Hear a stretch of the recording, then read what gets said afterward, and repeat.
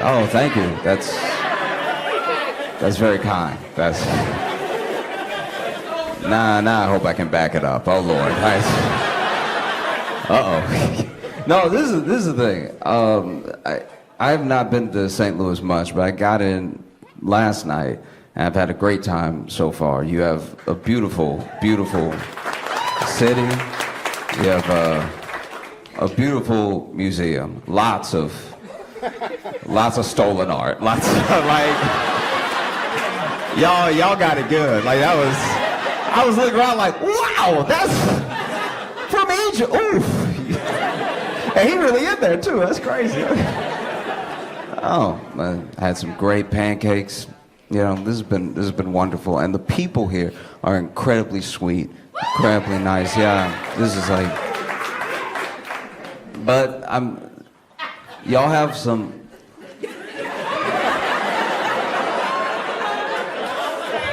Y'all do have some demons, all right? Like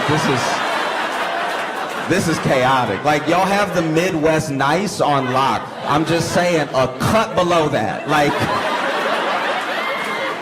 a paper cut below that. Y'all are wildin', like. So I flew in. I didn't have a car, so I've taken like 4 Ubers since I've been here for very short trips, right? Very short. We're talking less than $10 trips, just over here to over here, because I don't know if I'm gonna make it on foot, right? Like this is not the most walkable city. Like I walked out of my hotel thinking like, I'll just take a walk, and I looked both ways, and I looked, and the way that this truck zoomed past me.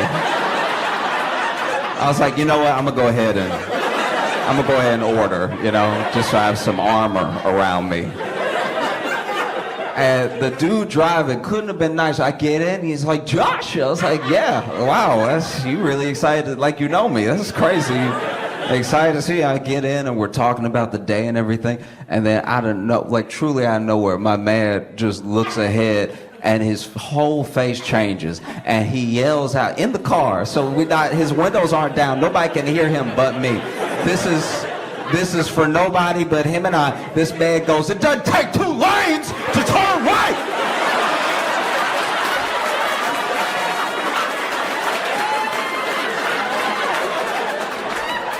And I don't know if this is how everybody is driving. I don't know if this is like the 4th time this has happened today. But the way he snapped, I thought he was going to get out of the car. And not like stop the car and get the other guy to stop and get out and fight. I mean Mission Impossible, leave me behind. Get out of the window while the wheel is still turning. This has been, oh wow. Like y'all really have some people out here where I'm like, okay, all right. That's a real New Yorker, you just don't know it. Like you've been raised here, so then you're like, no, let's be polite, make eye contact and everything, but then the way that just, there was a guy, okay, so it wasn't even, like y'all don't have the busiest walkways, okay? So there's really only I was walking today. Everybody else was in a vehicle. And so I saw these 2 guys, I can't remember the name of the grocery store now, but like I was in the grocery store and these 2 guys bumped into each other and they both like over apologized, right? They both bumped in and he was, I'm sorry, and the other guy was like, I'm so sorry, brother. I wasn't even paying attention to you. And he's like, well, what's on your mind, buddy?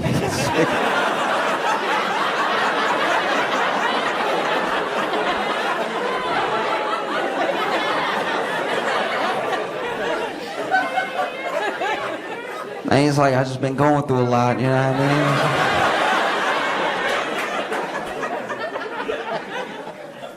mean? Other man was like, well, you know, this is what the grocery store's for, to meet people, to talk about things. I was like in the distance just getting disgusted. I was like, when are y'all gonna fight already? This is gross. Did y'all have a good Halloween? No? Okay. I know it's over, but I'm like the opposite. I talk about Halloween and watch horror movies way longer after Halloween is over. I'm like the opposite of the Christmas people, because some of the Christmas people have already started. They've already broken out the Mariah Carey. They've already done certain stuff, and I'm still stuck on Halloween. It was one of my favorite holidays growing up, and my grandma would sometimes take me trick-or-treating. And my grandma was one of my favorite people, and I remember it was one year she took me, I think I dressed up as Superman or something, and she had me, and she loved to take me places. This is one of my core memories, right? My grandma sees me in my little Superman outfit, and she's like, "You go, Superman." And then I did a little cape thing. I was like,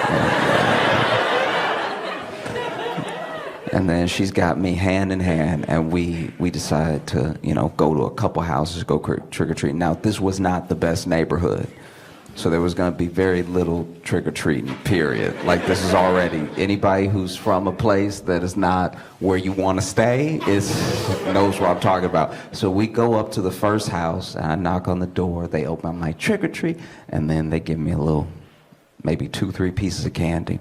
And then in the distance, we hear some gunshots. And then my grandma was like, "Can you give them a couple extra pieces? Because we gonna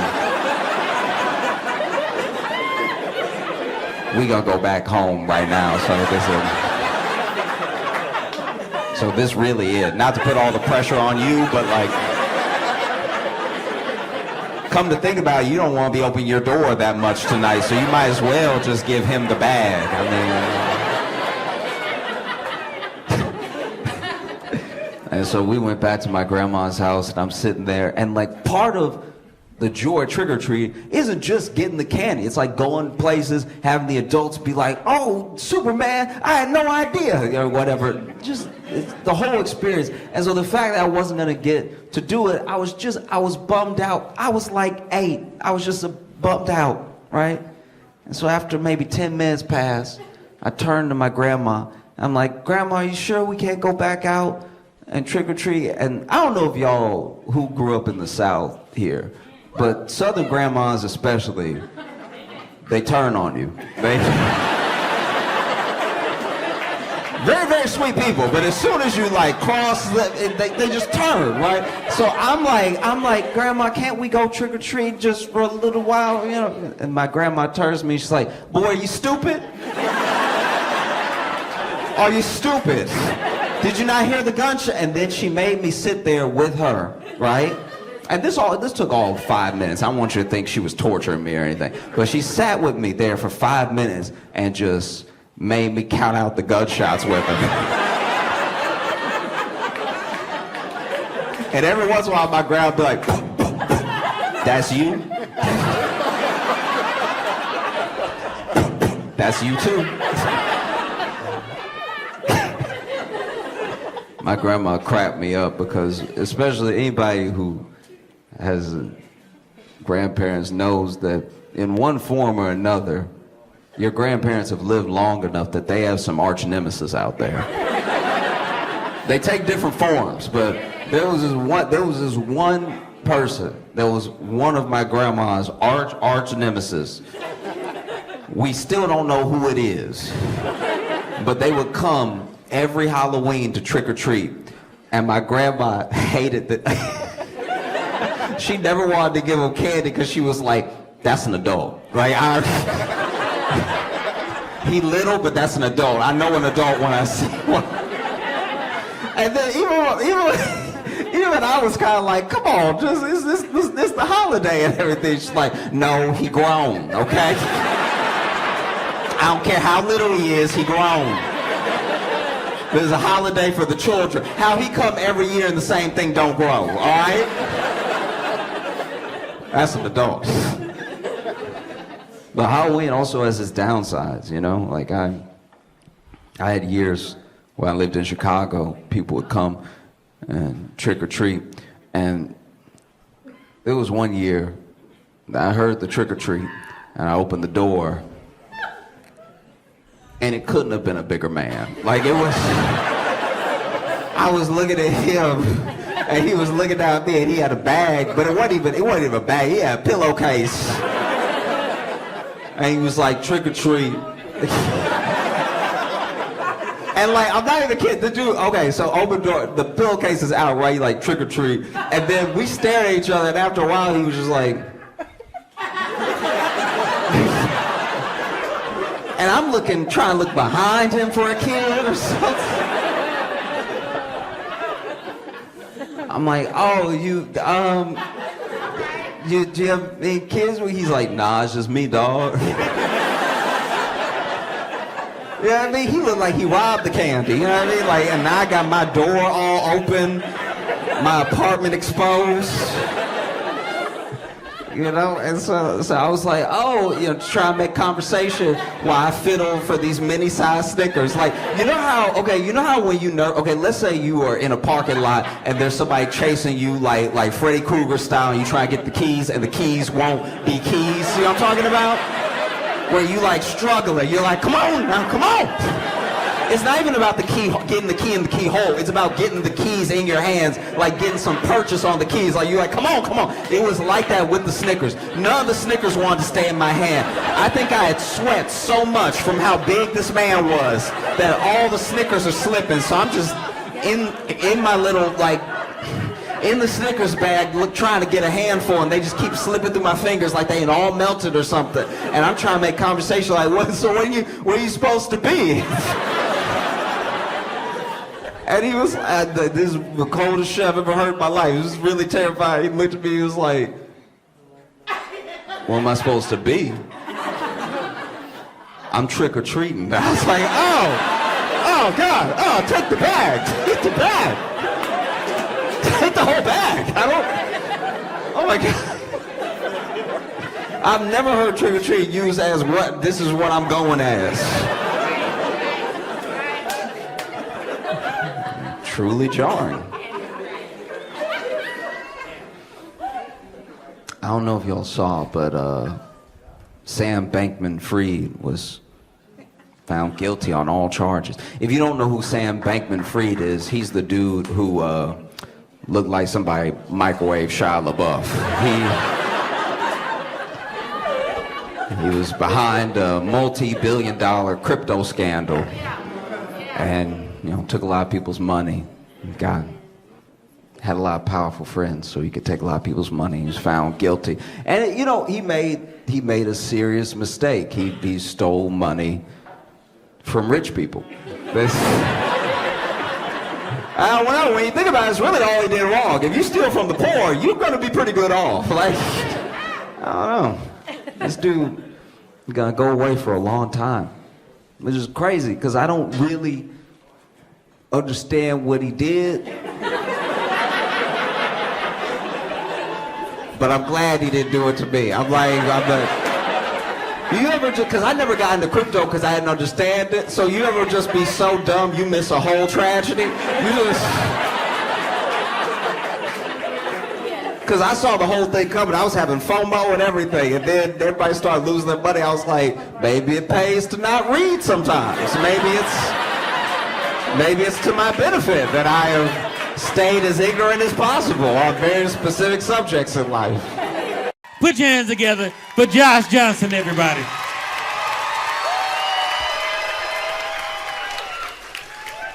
Like, I've been traveling a lot, and in traveling, it's hard when you're an adult to look at things that you experienced when you were a kid and not recontextualize them when you get more information. When you're a little kid, the world is face value. Everything that's happening is happening because I guess it's supposed to, or because that's what people do, or everything's very simple when you're a little kid, and then you get older and you see different things, and you look back, and you're like, wow, that's what was going on when I thought things were just normal, And I've been experiencing that a lot with around America with the dollar stores. There are three types of dollar stores. There is Family Dollar, Dollar Tree, and Dollar General. Now, an honorable mention does go out to the 99-cent store. The 99-cent store I want to discuss first because the 99-cent store is completely unhinged. First of all, they don't have inventory at the 99-cent store. They have what they have, and you either found it or you didn't. You know that you found it or you didn't because what they showcase outside the 99-cent store doesn't make any sense at all. It's just up to the discretion of that franchise owner. The 99-cent store, the store will be here, right? And then they'll just put 2 shower curtains and then 16 potted plants out front.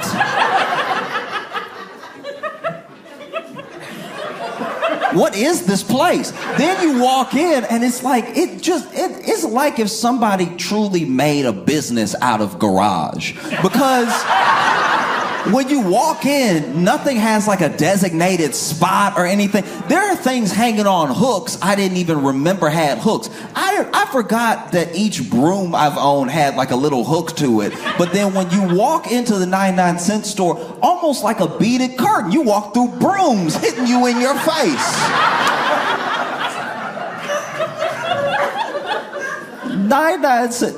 The 99-cent store that I went to was so big. It was way too big. It was a warehouse of trash. It was like a hoarder died and then they tried to sell everything. Because the 99-cent store I went to had a stick man. It had a man who would get to the tallest stuff at the top. And this was the worst stick man in stick man history. Admittedly, some of y'all don't know what I'm talking about, and this is a black thing. This is mainly where we shop. There is a stick man. But the stick man was not good at all, because you're used to a stick man getting up there and unhooking something with precision, bringing it down. You know, he might even drop the stick a little bit, catching his hand, hand it to you, right? This stick man was over here. I can't tell if he was nearsighted or farsighted, but he could not see what he was sticking. This man was over here battling. You'd be like, can I get the one up there? He's like, yeah, I got you right now. I got you right now, young blood.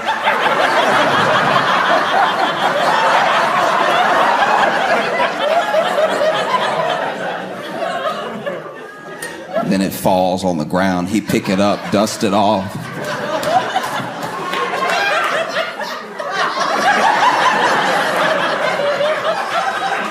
No, our stick man was trash, and he had.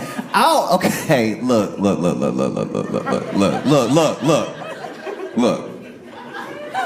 I need glasses. All right. I'm not better than anybody. I'm not judging. Everybody got their own prescription and that's their cross to bear, all right?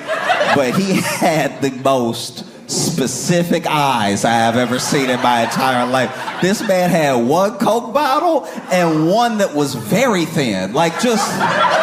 It seemed like he just needed a monocle, but he was like, nah, I don't trust myself to hold it on my cheek like that. Go ahead and give me glasses and just make one glass transparent glass. Because he clearly only had one bad eye. His eye, this eye had to be good. Because when you would look at him, one eye looked like he was doing this to you. Right? One eye looked super big and the other eye looked regular. But then when you saw him, when he would turn, you could see both of his eyes were regular size eyes. So that was just the glass. And so he had one Coke, but thick, bulletproof glass on this side. And then one that was very, very thin, right? And he would knock stuff over and go pick it up and everything.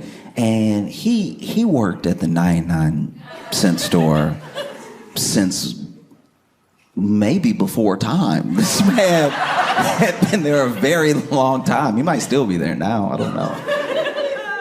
But everything that's there is not quality. You know what I mean? It's literally 99 cents in today's economy. This stuff isn't even just made in China. This is up off the floor in China. This is the stuff that they throw away in China that they were like, you want this? All right. If you sure. This is how you can tell these are the worst products ever made in the history of humanity. They are so toxic that whatever you touch, whatever color it is, that's the color you are when you get done touching it. If you touch a green broom, you will pull back a Shrek hand, all right? I had a green broom and a blue dustpan because they were sold separately, you know? Goodness forbid you package them together and they're $1.19. You know what I mean? They were like, we can't have that. We'll have each for 99 cents. And then I bought the green broom and the blue dustpan, and one hand was Martian Manhunter and the other hand was Smurf. I couldn't get my hands back to normal for days. I don't know what they painted that with. Spray paint comes out easier. 99-cent store is trash. And then you get to Dollar Tree. Dollar Tree made the guarantee a long time ago that everything would be $1, and they were the first to break that promise. You want a lesson in life not being fair, you go as a child to the Dollar Tree and buy one of their very illegal, individually packaged Capri Suns. Capri Sun they don't sell them like this. You're not supposed to do this.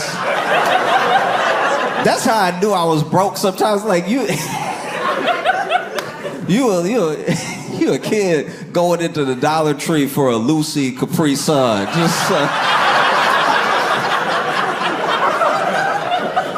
It was terrible, but like, and you know, they don't put them on the shelf. You gotta know if you know. And so you go up there, you like, all right.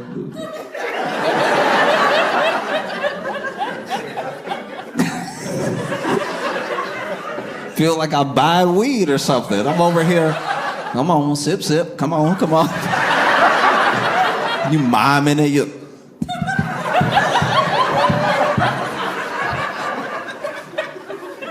One time I bought a loose Capri Sun, and the man up in Dollar Tree tried to charge me for the straw. I was like, you are the devil. You are. Ooh, I rebuke you. That's crazy. You gonna sell. That's how I can tell you a demon. You gonna sell me the straw separately.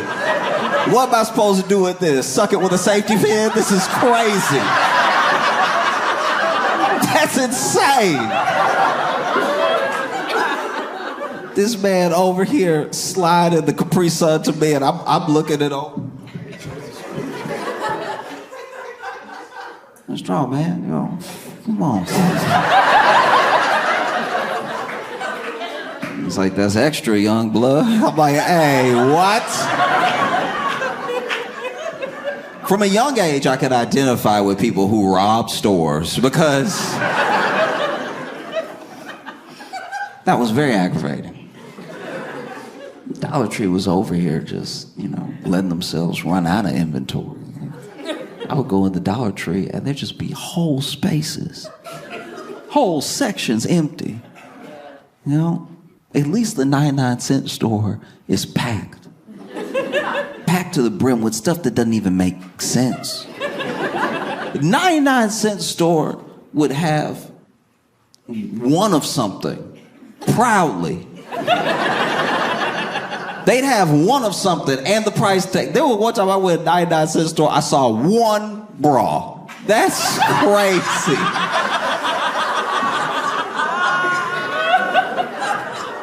I'm like, that's lost and found, if anything. This is, y'all don't have a single other bra in here. And you gotta hang the bra next to the snacks. You know you shouldn't be selling this bra. Because Dollar Tree would let themselves run out of like everything, and then you walk in, it's just bare shelves and stuff. At least the 99-cent store would try to make sense of things. 99-cent store doesn't make any real sense at all, and you can tell because sometimes they'll sell stuff that should be sold for a totally different purpose. I've been very confused in a 99-cent store before. One time, I was in a 99-cent store, and on the shelf, it said 99 cents so far. Everything's checking out. It said 99 cents, and then it said hat. It was a hat for 99 cents, right? But then on the shelf, clearly, is a bucket. That's a bucket. It's a bucket, though. Like it is, like I'm not crazy. That's a bucket. You can make it a hat if you want, if you believe, but that's a bucket. All you gotta do is flip this over on its bottom and put bucket, and we don't have any problems. But hat is crazy. And then when I'm checking out, I bought a broom, I bought a dustpan, and then he's like, and one hat? And I was like, you don't believe that, though.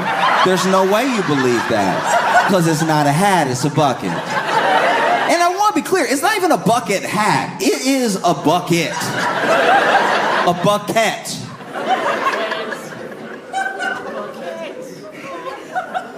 So then you have Dollar Tree. You know, then you have Family Dollar. Family Dollar, I've talked about this before. Family Dollar really helped me pinpoint on the map of life where I was. There's a quote, I'm gonna get it wrong, but there's a quote by, I think it was Nikola Tesla, that said that man's grasp, the reach, it's man's grasp, what is it? Man's grasp exceeds his reach. Man's grasp exceeds his reach. And I think, it's man's grasp. Reach exceeds his grasp. Man's reach exceeds his grasp.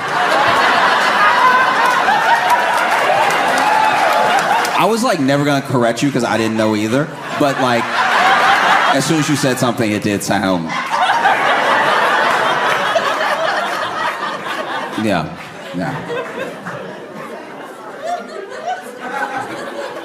I didn't know either.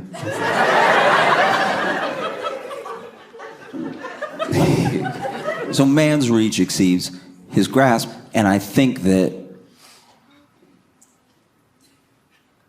Family Dollar's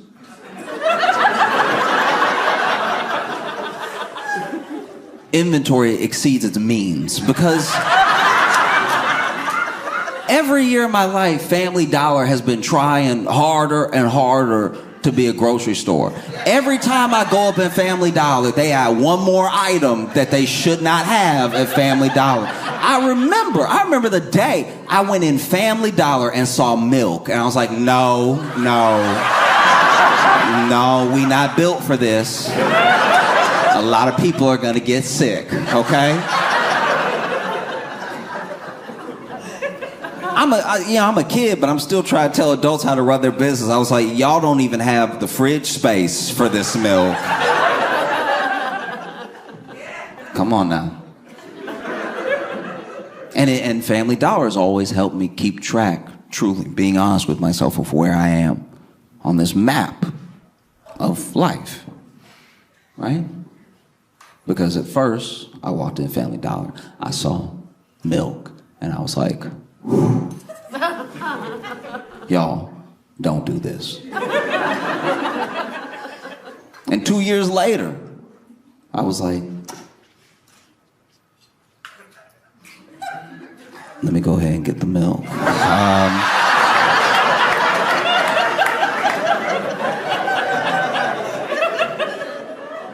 3%, you say? I've never heard of 3% before. That is interesting. I've never had 3% in my life. Maybe I'll get stronger bones. Who knows?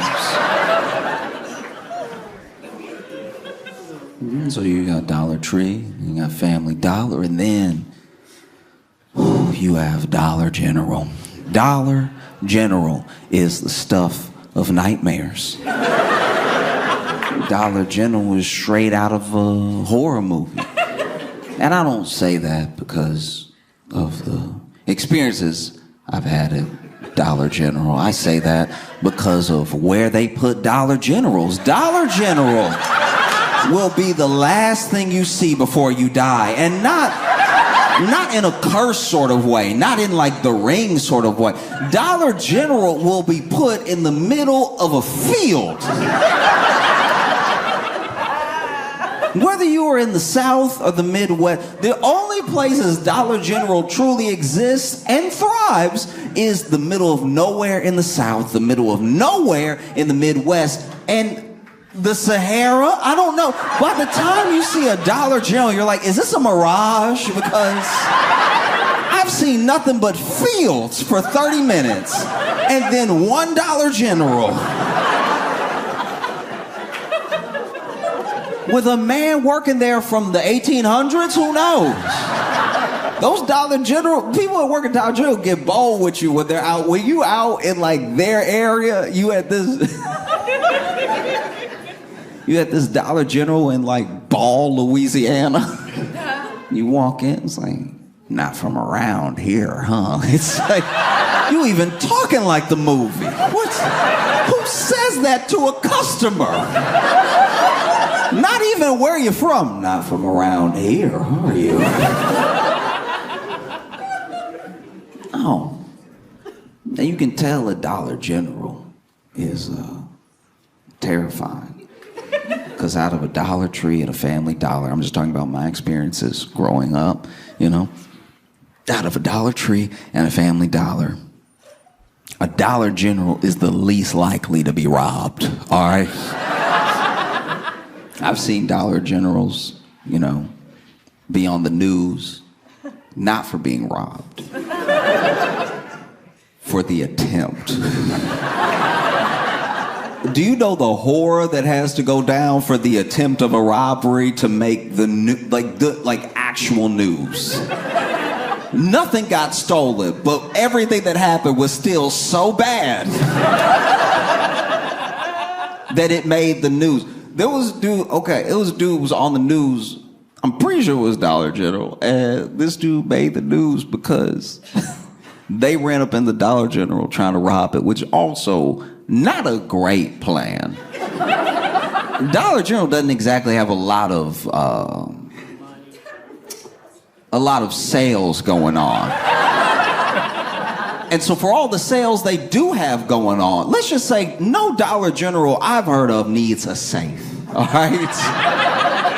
And so to run up at a Dollar General to rob it, you already expect them to run out with like $26, okay? But this man ran up at a Dollar General trying to rob it, right? And not only did they take his gun, they beat him with his gun.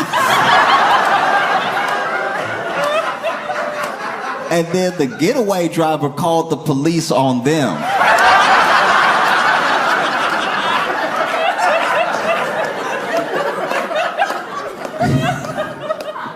I'm just curious how that went. Because when you run up in a place to rob it, you at least have what one would hope is the element of surprise.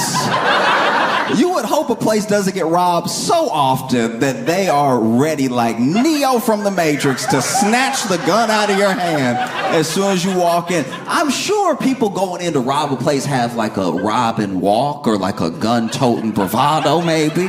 But imagine being robbed so often that you're like, no, when they come back.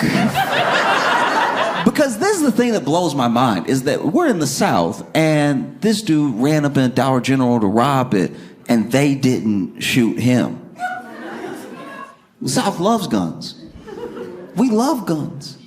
And we, like a fever dream, wish we could shoot someone. And then here is someone running in with a gun to do evil. Someone that the law would say, shoot. And the employees at the Dollar General were like, actually, I really prefer hands.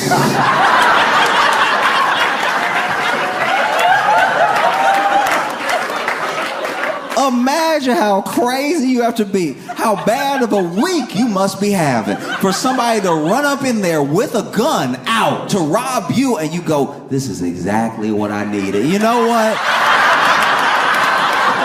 Let me tell you something about the Lord, all right? The Lord won't put more on you than you can bear, okay? And the Lord knew people had been trying me all week. People I wasn't allowed to hit. People that I could never put my hands on. And so then the Lord sent you to me at work, the place I hate most, to go ahead and take out a week's worth of frustration on you with the butt of this sawed-off shotgun.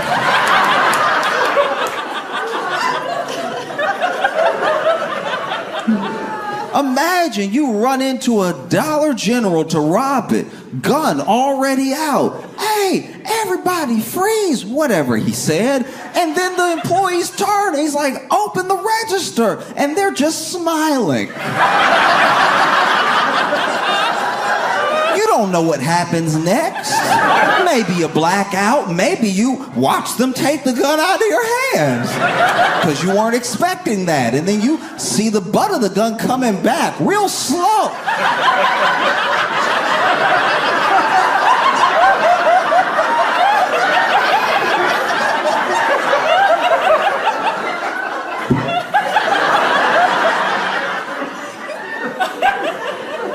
I'm sure the next part is a blur. I'm sure all you really know is you hear yourself getting whooped.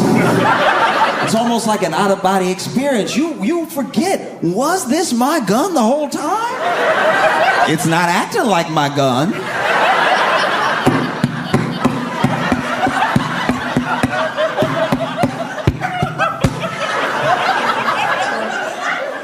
You wake up. The police are standing over you, and you haven't been arrested. Because all the damage was done to you.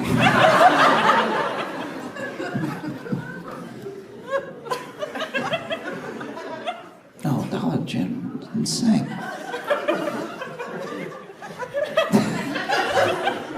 It's crazy, too, because every once in a while, Dollar General will buy a store that used to be a nice store.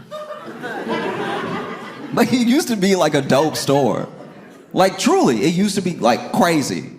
Like, I remember there was a place I went with my grandma, and I don't even remember the name. That's how like little I was, where it was just a memory of being with her holding my hand, and us walking into this place. And you know how when you're little, things are bigger? So I'm sure if I went there now, it would look like the size of a regular department store. But she took me to this place, and it was huge. In my head, it was so big, right?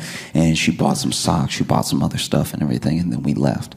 And I remember when I would ride with her, because, you know, I would go with my grandma during the summers or after school. My mom would drop me off at my grandma's because she would still be working and stuff. And so when I'd run errands with my grandma, we'd pass that place over and over. I'd always want to go back inside because I had such a fun memory of, like, there were so many toys. It's just huge, right? And it had closed. And so my grandma would remind me every time that it had closed, right? And then eventually it became like a dollar store, like a chain dollar store. And I remember it being like, man, that place was cool. And now they sell 3% milk.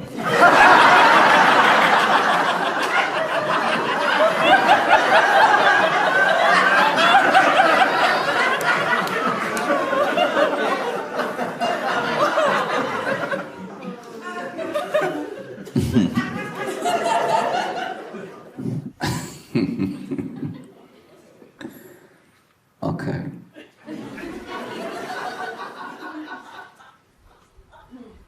I'm trying to figure out how to put this.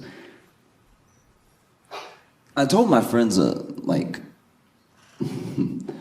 story a long time ago about how my friend met this woman online, right?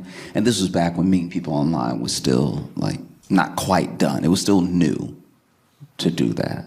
And the woman that he met wanted to meet up one night, which is excited because this is why you do it.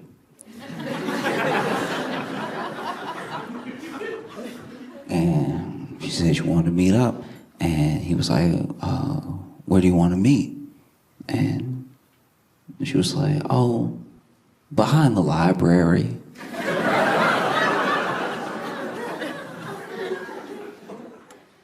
Which should have been a clue. Said she wanted to meet behind the library. And he was like, oh, okay. Which library? Because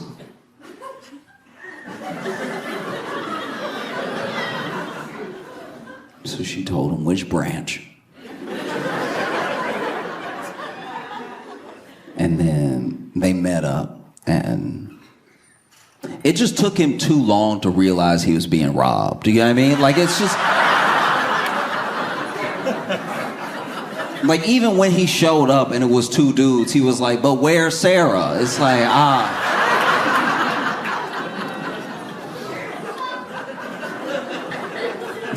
you need to wake up, dude. Sarah's a fiction. And that's the way that I feel about Trump federalizing DC. You know what I mean? Because I don't know. I don't know how other people feel about it, but I was watching it this morning and watching them talk about it, and it was an interesting speech because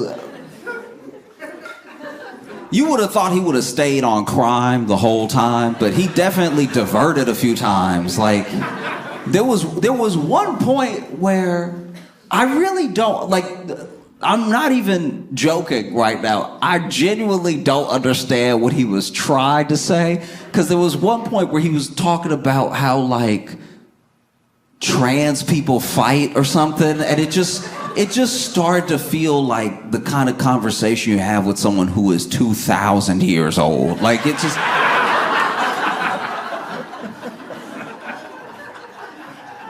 It was weird. It was like he, because it came out of nowhere. It wasn't like part of the thing. And then people, you know, are obviously like worried, terrified, confused and everything.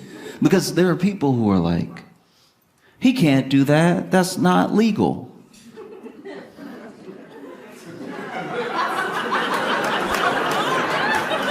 And whenever I hear that, I'm like, what are you, a Democrat? Like, this is the goofiest. That's illegal. It's like, all right. That's what my buddy said when he was getting robbed, too. He was like, well, this is illegal. Stop. Out of your mind. Hey, that's illegal. You're not wrong. You're not wrong. But what are you gonna do about it? You know what I mean? Like that's the thing. That's a question that Democrats constituents ask. That's a question that Trump is asking. That's a question that's on everybody's mind right now. If you oppose what he's doing, what are you gonna do about it? You know? And I don't know. I'm not gonna act like I know what to do at all because I genuinely don't. I mean, I know that people protested today off of the announcement, off the fact that, like, just imagine you live in DC and Trump says he's gonna, like, deploy the National Guard.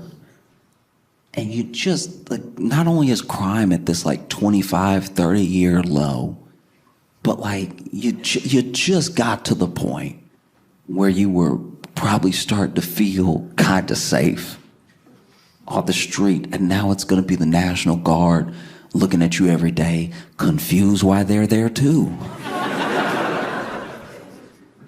You know? People forget that the armed forces, like obviously, you know, soldiers are supposed to follow orders and everything like that, but the armed forces are filled with people of differing backgrounds and opinions and everything. So it's not as if everybody that ever gets deployed is excited to be deployed. And it's not as if they're always well taken care of when they are deployed. You know, these people, they signed up to do a service for the country. I'm curious how they feel about being deployed against the people that they're supposed to protect instead of against like some foreign invader or something. You know, I'm not gonna act like I know. I've never served or anything, but I've talked to people in the service, and they come from all different types of backgrounds. They vote in all different types of ways, and I'm sure that if you're walking down the streets of DC feeling disheartened, feeling like you're being occupied, there's probably somebody standing there as you walk into work that's like,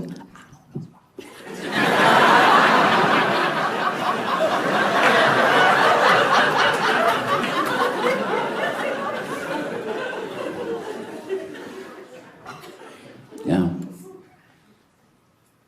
I don't know, because it has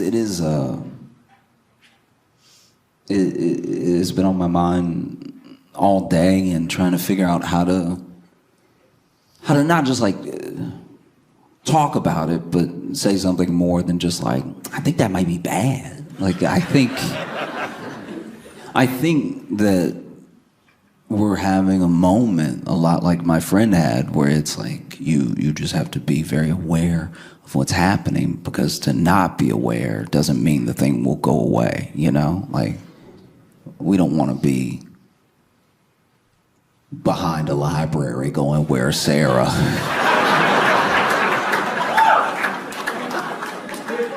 for our entire democracy. Because that's, yeah. I think that's the thing that I find so, like, aggravating about it, is that he is a person that tells you what he's going to do, and then he does it. And then there are people who supposedly like him that are positive he's not going to do the thing they said he was going to do. They're like, no, he won't do that though. And it's like, then why would he say it? He trolling. Like, he's just like, all right, but what if he's not? No, he wouldn't do the thing he said he'd do. Who does that?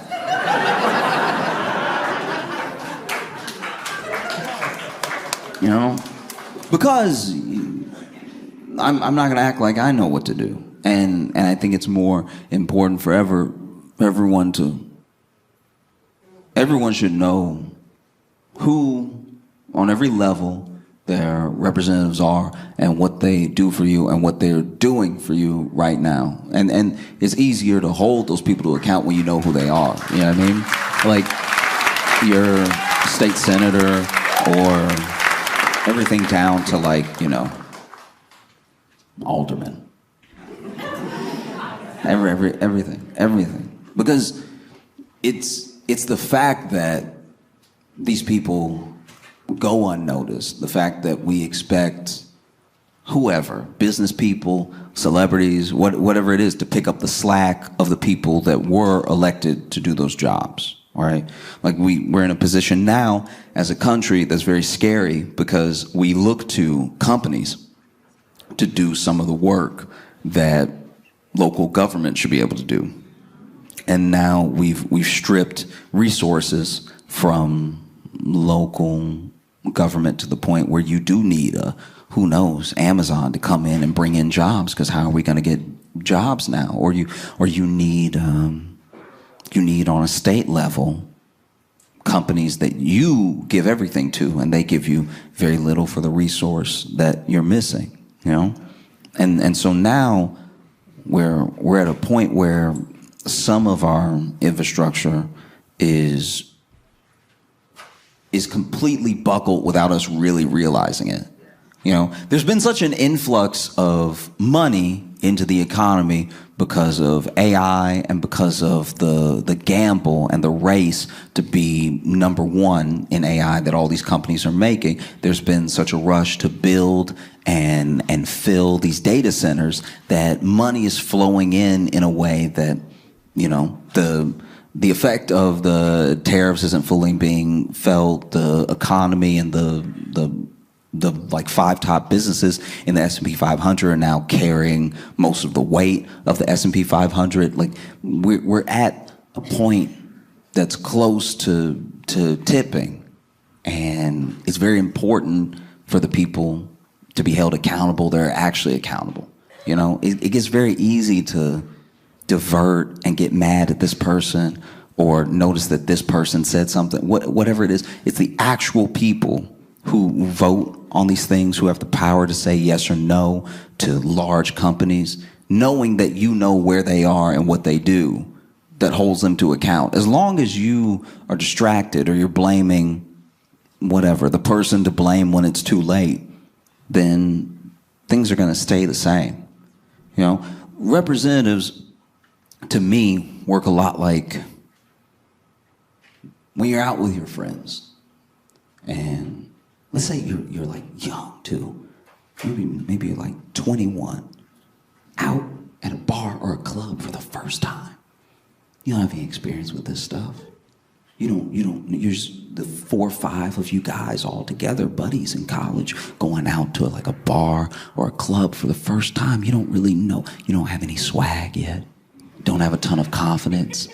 All you know is you see 4 or 5 beautiful ladies across the room. And so you think to yourselves, oh, well, what should we do? One of us should say hello. We should say hello, you know, and then maybe they'll want to come over here, or maybe we can go over there, but it should just be one. If it's all 5 of us, that's just, ooh. You have enough wherewithal to know that all 5 of you approaching at the same time maybe isn't the move. 5 horny men approaching all together, ooh, doesn't come off well. You know what I mean? If all 5 of you it's not going to go fantastic. You know that. So you decide, I'm going to send, we'll send a representative. One of us, the best of us, to make us look good. We'll send them over there. He'll charm everybody, and then we'll walk over and reap the benefits of his hard work. Or maybe he'll be so charming that he'll invite them over to our table, and then we can order drinks for us and them. But we'll know that we sent him, he did a good job, and then he'll come back to us. And so your friends, they start campaigning. They start campaigning with promises, you know? No, I can go over there. I can do it. It's like, no, listen, Daryl, you blink too much, all right? You blink way too much, all right? You gonna run up in there, they gonna think it's a bomb under them or something. You blinking too much. You blinking now. Stop blinking so much. We can't send you over there. You look nervous right now.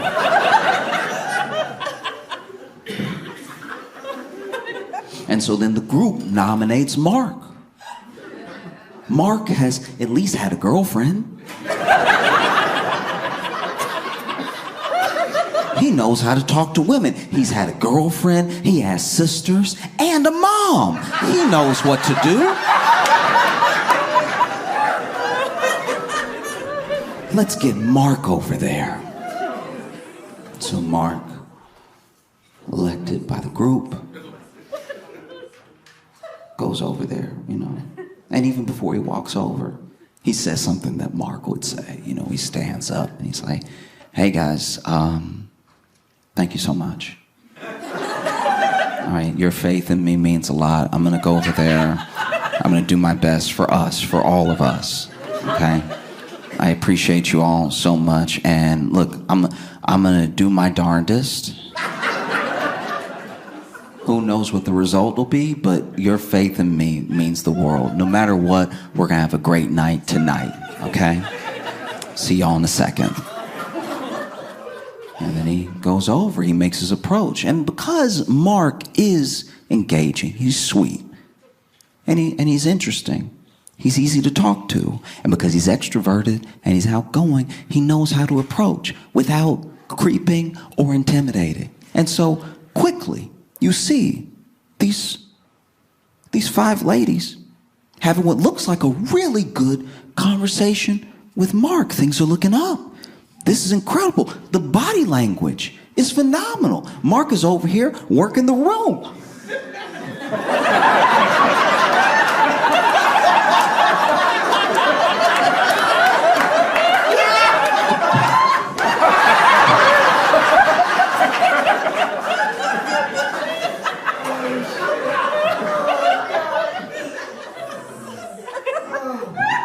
And then Mark makes that motion and he points at y'all. Y'all weren't ready. You didn't know. Everyone was about to look over here. And so Mark points over at you and you're like,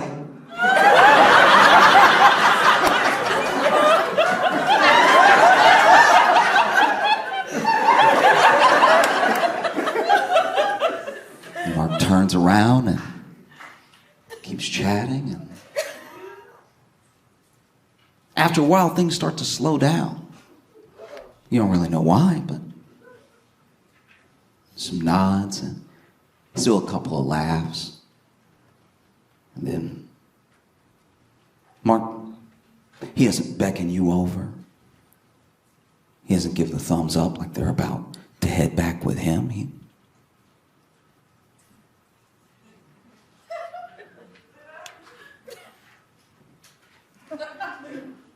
And he comes back, and he sits down, and your dumbest friend is like, how'd it go?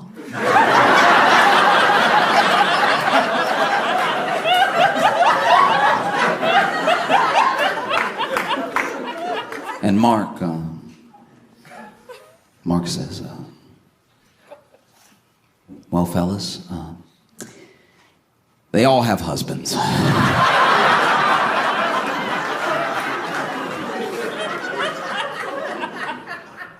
But Mark did his best. And that's not actually his fault. He tried, right? You can send a representative. They can promise to do something, and maybe the thing is bigger than the promise that they made. That is possible. That they tried as hard as somebody could try. And they didn't deliver because the circumstances weren't there.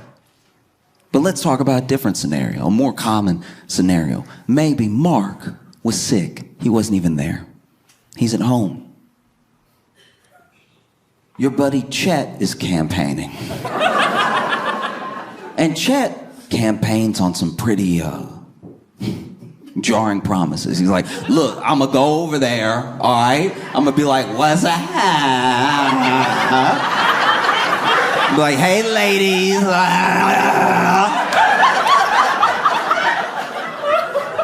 You know, that'll get their attention real quick because I'm gonna pop up right in. I'm not even gonna just like stroll up. I'm gonna walk up and then I'm gonna clear those last 2 steps real fast, really get in their face. Bow, right? Like that. What's up, lady?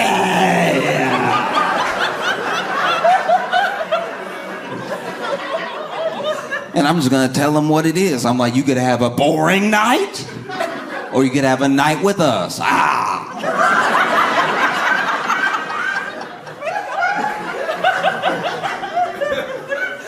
And look, Chet is the loudest. He's the loudest. He's the most adamant with the supposedly strongest campaign. And so you elect him. He unfortunately becomes your representative.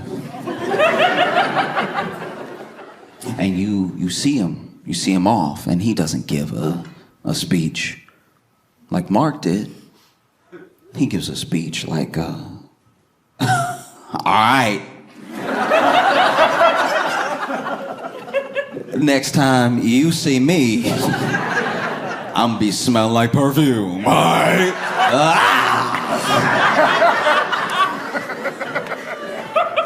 And then he walks over, and you see him walk over, and his approach is startling. Because he can't just walk over. He's doing like He's doing a walk that's like kind of Denzel, but if Denzel was severely hurt.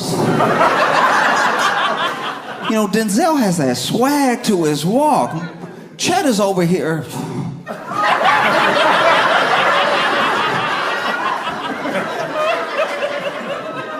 And then he does what he said he was gonna do. He walks up, and you can't really hear him, but you can see the body language.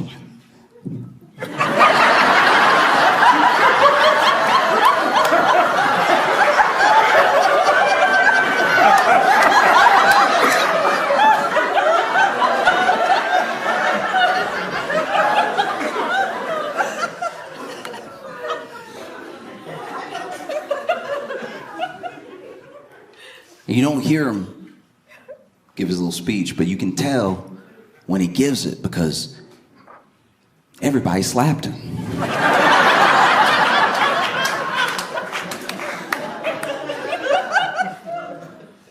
And then he walks back over.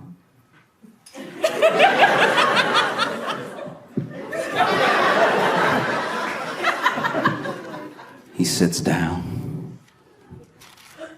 And your dumbest friend goes, "How'd it go?"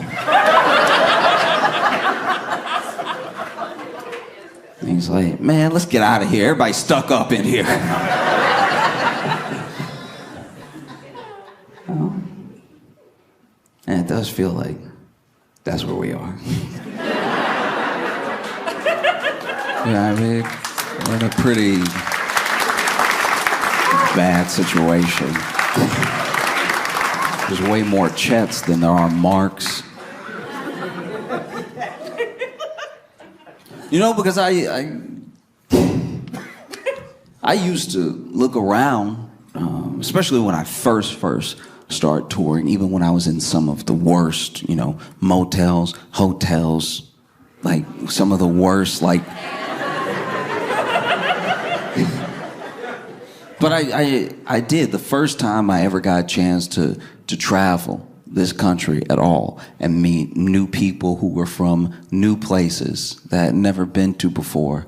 Not only did I have a good time because I was having these new experiences, but I really felt like I was seeing something really, really beautiful. Everybody wasn't happy and everybody didn't get along. I'm not like pining for a time that didn't exist. I'm just saying that like really getting out for the first time in my life all those years ago felt a lot like walking through that department store with my grandma. It was really special. I look back on it fondly, and I am genuinely afraid that we've gone from that to a dollar store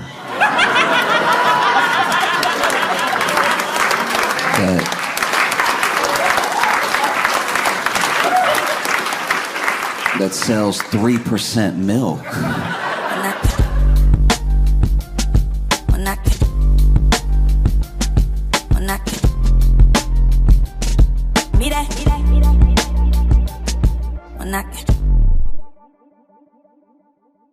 This is a beautiful, beautiful time of year. This is my favorite time of year because it's so fresh. I could do anything. I could really be anybody so far, you know? And by January 10th, I'm like, I'm me. Never mind, I had a lot of plans, but a week and a half. It's so early in the year, it's almost weird if you've already had a bad day. You know what I mean? But this is New York, so you know somebody has. I was on a bus on January 2nd and just heard a guy go, "Fuck!" just to himself. I don't know what was going on in his life. But January 2nd, he was like, "It's over. That's a wrap." Oh, it's crazy. I also love this time of year because it's the last little bit of runoff where you're still trying to return Christmas presents. Like the bad ones. Like you on the phone with customer service, like, "No, I have the receipt, please." Like it's. And this is the thing. A lot of people give gifts and everything, but they don't know if they gave a good gift to the person, especially if they don't know them well, right? And my thing is, this is how you tell if it's a good gift in this present day we live in. If you didn't get a gift for someone from a store that was looted in 2020, that's not a good gift. I'm not gonna lie.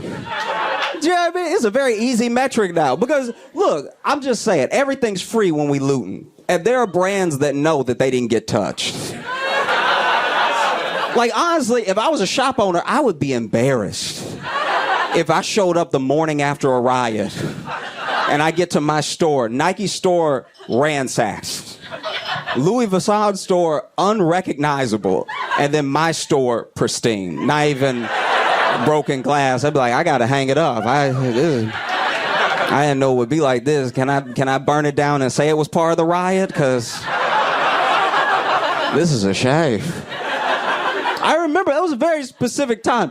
This is my favorite thing about any riot that happened in the U.S. in 2020. There were some stores that boarded up that really didn't need to bother. Like, nobody talks about that, but there are a couple places that were like, oh, we gotta batten down the hatches. Like, no, you really don't, I promise. Nobody is checking for you, okay? There were brands that were feeling themselves.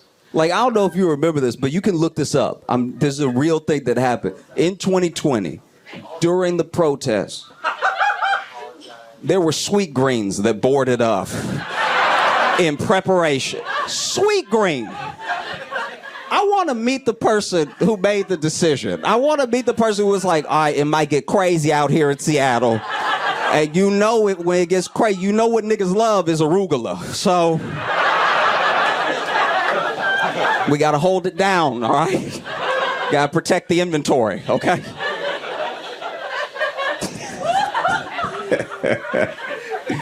Oh, no. You don't need to bother. You know, I said all that to say if you got me a Christmas present this year, a gift card from Sweet Green, you fucked up. That wasn't the move. You bought me grass. Oh. Have y'all been watching that Squid Game show? Okay, if you haven't watched it, then genuinely, I'm begging you, don't watch it. Okay, if you don't know what Squid Game is as a show, Squid Game, the show is a Korean drama, all right? It's probably one of the best TV shows that we have that fully encapsulates the idea of capitalism and what we do to each other when we're lacking, when we have need, and when there's literal money floating over our heads, the links that will go, right? And even the show becoming a show is a Cinderella story because the guy that wrote it, he pitched it around the world for 10 years and nobody wanted it. Finally, Netflix bought it. They put it up on their platform. It became an international sensation. There's games, there's toys, there's everything. And then they made the game show, which is weird. That's pretty odd, because that means they also watched the show and they saw what a commentary was on the human psyche when it comes to money, when it comes to access and everything. And then they were like, yeah.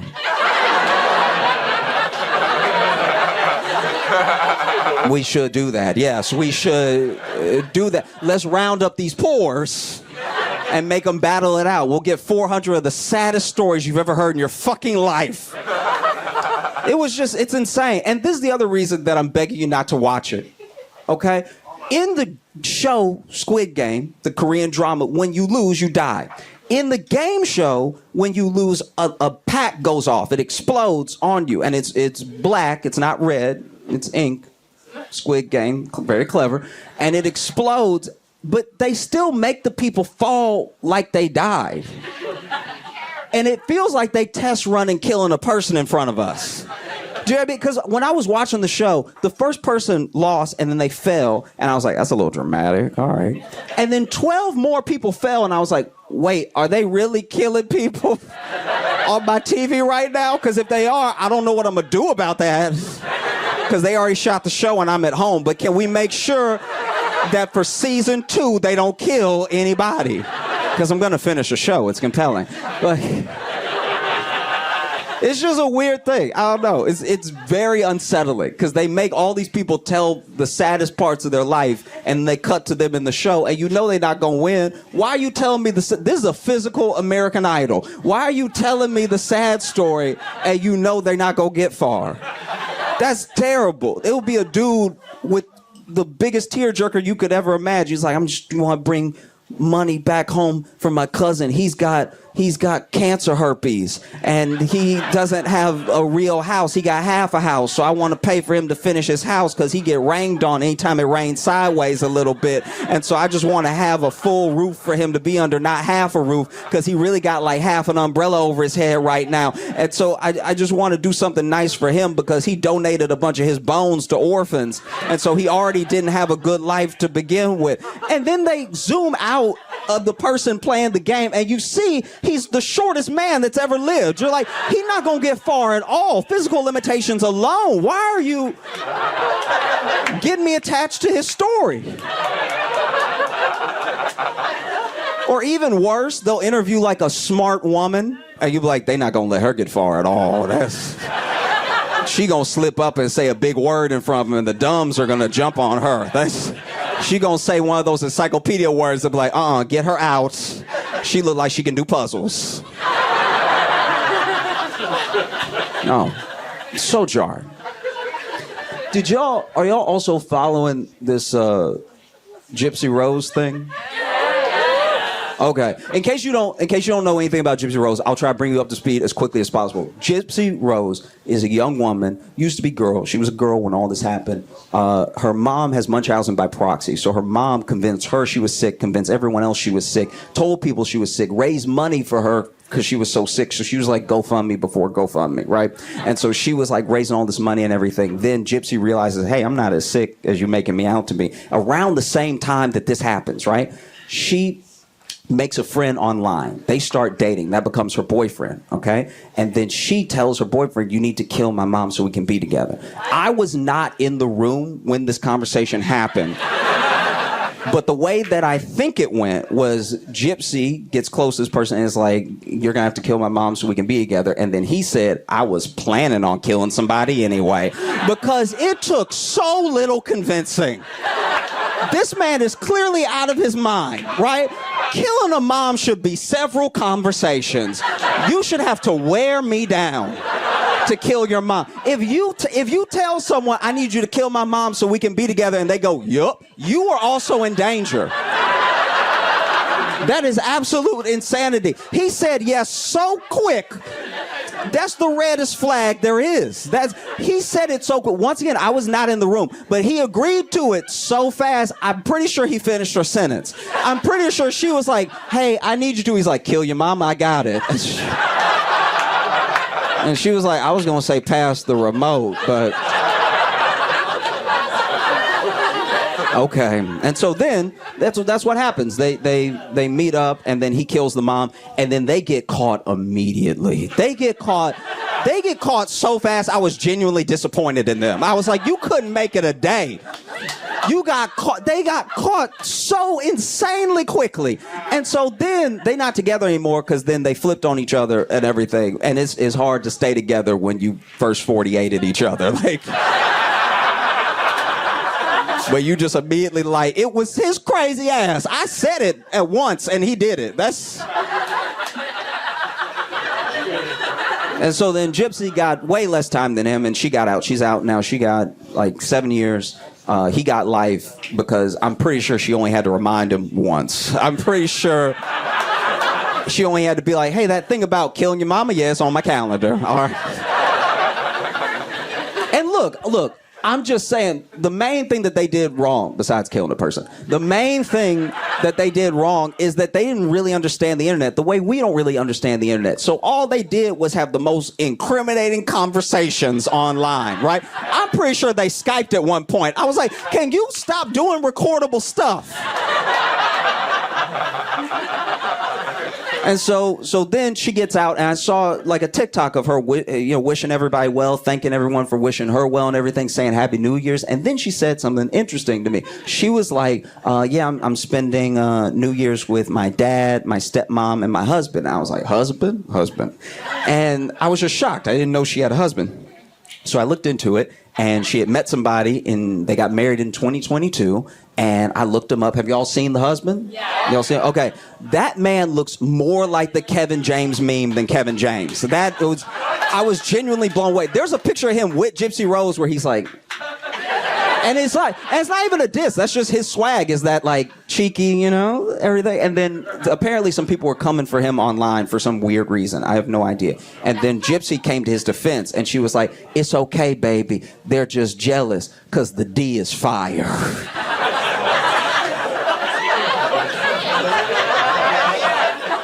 You know what? I'm glad you had a happy ending. I'm glad you're okay.